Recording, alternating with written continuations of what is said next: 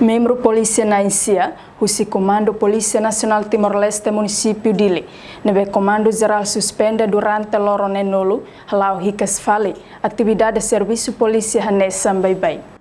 Membro Naisia, o Comando Polícia Município Dili, nebe Comando Geral suspende durante lorong nenulu ne, tamba relaciona o caso Matebian Bernardo de Jesus, nebe hakotu is hotali iha kakorok, iha areadores sela detenção Comando Polícia Município Dili. Suspensão ba membro Polícia Sirane, ato foi espaço ba processo investigação caso mate iha areadores sela polícia. Comandante PNTL Município Dili, Superintendente Sef Henrique da Costa Hateteng.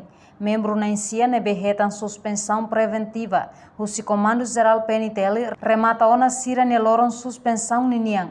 Dadang ne sira halau fila fale ona atividade hane sambai bain. Atu partilhamos informação balu itane colega balu nebe maka iha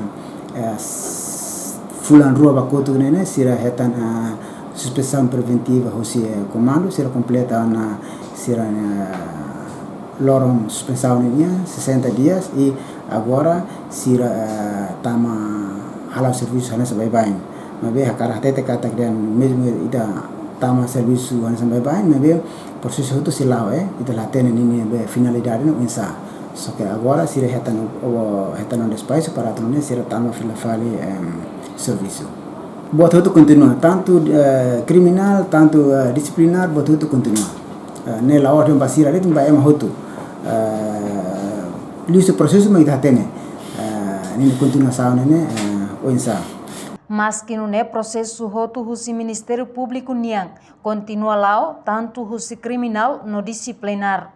Reportagem Arazaveira Televisão Timor Post.